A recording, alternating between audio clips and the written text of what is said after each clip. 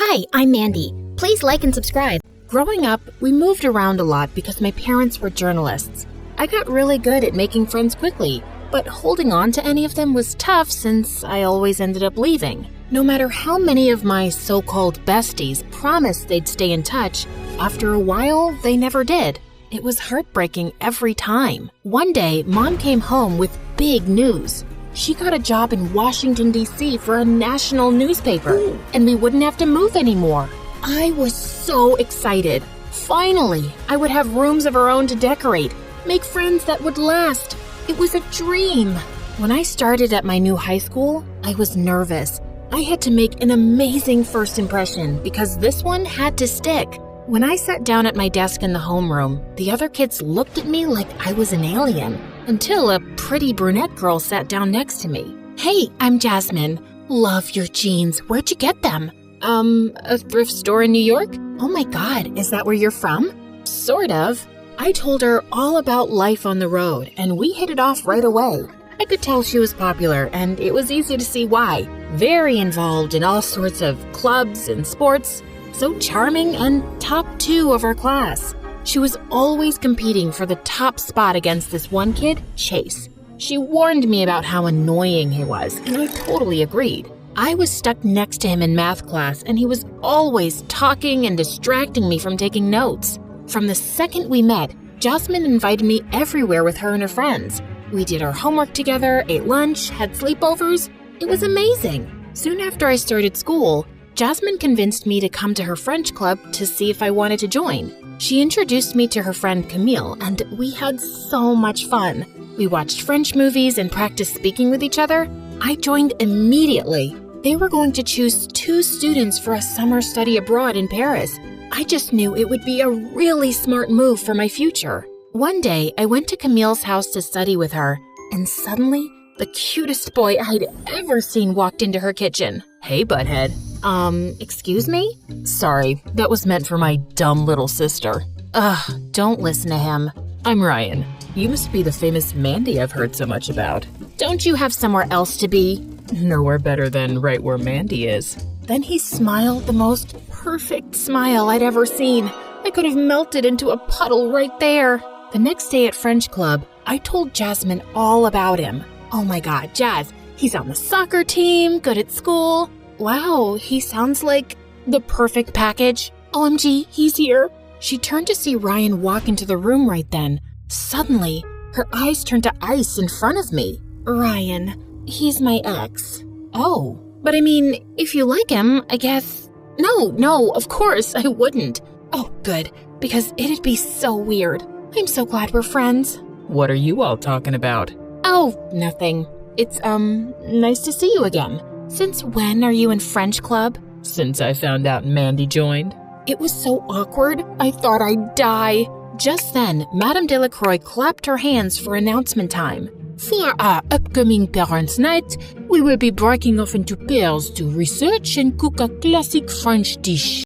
She started grouping us and, surprise, surprise, I got paired with Ryan. For just a second, I thought I could see the ice return to Jasmine's eyes, but she blinked and it was gone. I felt sort of guilty that I'd be spending so much time with Ryan, but I vowed to keep my promise to Jasmine. Soon after that, I got assigned to help Chase hand out awards at the banquet. Hanging out with him all night would be the perfect punishment for me. A few days later, Ryan and I had to get together at his house to make chocolate mousse, my favorite. Have you ever made this before? No, but I've watched my dad make it, so I think Just then, I started the mixer. It started whipping everything up so fast that our chocolate mixture started flying out of the bowl. Soon, we were both covered in chocolate. I was mortified, but Ryan just laughed and swiped some chocolate off my nose. Looks good to me. After we got cleaned up, we managed to make a second batch, just in time to make it to the event. Madame Delacroix tasted every dish and said ours was the best of all of them. I was pretty proud, and I hoped it would get me some extra points toward the Paris program. Not even having to sit next to Chatterbox Chase all night could ruin my mood. After that, Ryan started asking me to hang out more and more. Soccer games, study sessions, sometimes even trips for ice cream after. He was really funny, and we liked all the same books. I could tell he liked me, and I was really starting to like him, but I couldn't betray Jasmine. When I told my mom about it, she thought I was being ridiculous. I don't think Jasmine really has your best interests at heart, Mandy. She was my first friend here, but that doesn't make her a good friend. What kind of friend keeps you from being with someone you really like? It's girl code. So I was definitely surprised the next day at lunch when our group started talking about boys to hear Jasmine exclaim, "Who needs him? I've so moved on from Ryan. I mean, we only dated a few weeks anyway. Mandy, you can have him for all I care." I was elated to hear her say that, but now I was nervous. I'd never really pursued anyone before, but all the signs were there, and I decided to go for it. Soon after, Ryan hurt his ankle at a soccer match and had to leave the field. We lost.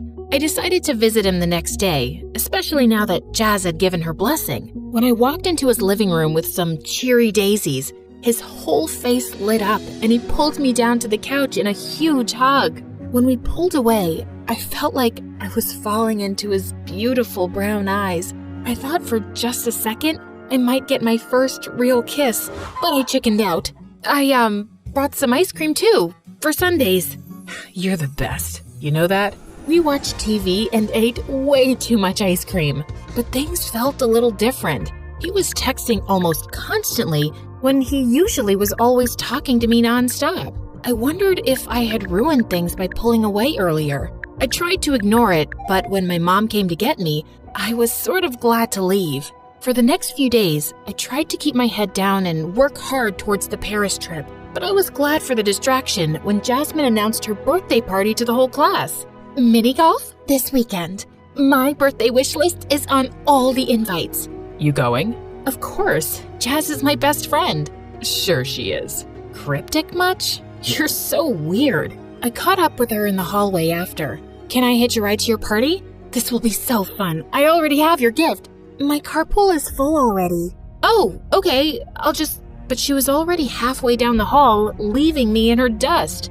I figured she was just distracted about her party and tried not to think about her weird behavior. I texted Ryan to see if he and Camille wanted to carpool, but all I got were 3 typing bubbles in response. And then, nothing. In fact, I didn't hear anything from anyone all weekend. What was going on? On Saturday, when my mom dropped me off at mini golf, a gift in hand for Jasmine, I pasted a big smile on my face as I got out of the car. Chase waved to me and smiled. He really wasn't so annoying, maybe just a little awkward. As we walked into the party room, imagine my shock when I saw Jasmine standing there holding hands with none other than Ryan? A pit dropped to the bottom of my stomach.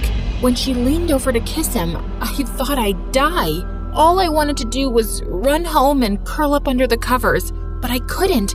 It was Jasmine's birthday, my best friend. Still, I was mortified. Everyone knew I liked him, and they had all seen us spend so much time together. Now, he wouldn't even look at me. As everyone started pairing off and heading to the golf course, I realized I didn't have a partner. Blinking back tears, I suddenly felt a warm hand on my shoulder. Hey, let's pair up for a round? Sure. Chase and I played through, and even though I had a pit in my stomach, we actually had a lot of fun. He was pretty good, and even when I kept missing my shots, he'd sneak over to nudge it in with his foot and pretend he hadn't. When we went inside for Jasmine's cake, I tried to put on a brave face, but when Ryan leaned over to help her blow out her birthday candles, and Jasmine turned to smile at me with a gleam in her eye like nothing was wrong, I knew I had to leave. I snuck out to the bathroom to call my mom to get me, and as soon as I got into her car, I burst into tears and cried all the way home. And even though Chase texted me to check on me, and Camille did too, the one person who I actually thought would worry enough to reach out never did. I didn't hear from Jasmine until Monday in homeroom. Mandy, why'd you leave my party? The cake was so good. Why did I leave? Jasmine, what? You have to know why I left. I don't know what you're talking about. You knew I liked Ryan. You told me you'd moved on. And all of a sudden you show up with him without telling me? How can you be mad? He was my boyfriend. Your ex-boyfriend that you said I could pursue. Why tell me that if you wanted him back all along? Ugh, see, this is why we kept it quiet. We knew you'd be upset. What? We got back together the day he got hurt at his soccer match. He wanted to tell you, but we all knew you'd just be upset. So, you've just been lying to me for weeks? All of you? Jazz, how am I supposed to trust anything any of you say? All's fair in love and war. And with that, she flipped her hair over her shoulder and switched desks. I was devastated. My first real friend, and everything had gotten so messed up. What had I missed? When I saw Ryan walking home from school, I sped up to catch him. What the heck, Ryan? I thought we liked each other. And then you show up like that with Jasmine and totally blindside me? I didn't know you liked me. Oh, come on. The ice cream, the flowers. You knew I liked you. There have been several moments, and I didn't just imagine that you liked me too. I did, but you never said anything. Well, neither did you. And then when Jasmine came to me after I got hurt, saying that she wanted to get back together, why would I turn her down when I wasn't even the one to break up with her? Like me, don't like me, fine. But you could have had the decency to say something before just showing up like that and humiliating me. I deserve better than that. I tried to put on a brave face at school. After all, hadn't I been a lone wolf for my whole life? But I'd gotten so used to having a friend at school that I suddenly felt the absence. Luckily, Chase came to sit by me the first time he saw me sitting alone at lunch.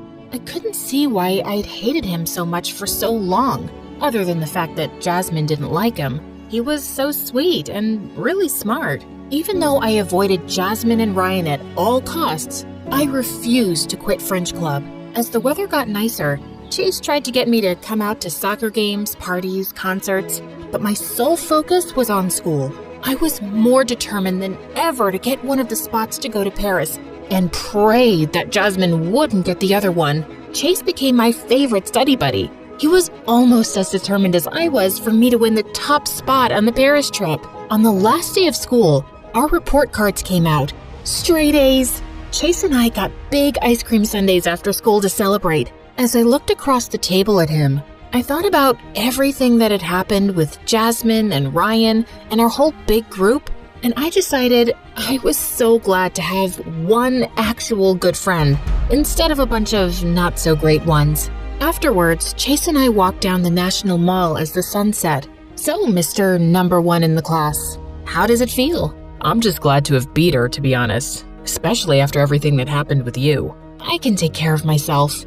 I know, but from day one, you seemed so nice, and I tried to make friends with you so quickly because I knew she'd come after you right away. What do you mean? Jasmine and I have been in the same class since kindergarten. She has always kept the girls she was most afraid of close. You know, keep your friends close and your enemies closer. But I was never her enemy. She's always been afraid of the smart, pretty girls in our grade.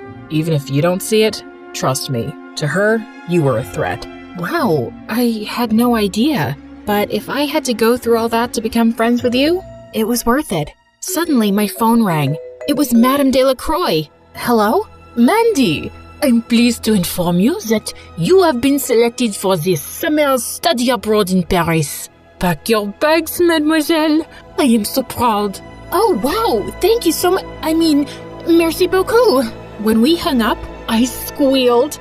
Oh my God, I'm gonna have a stamp in my passport. Suddenly, Chase's phone rang, and when he saw the caller ID, he looked up at me with a gleam in his eye. I could barely contain my excitement.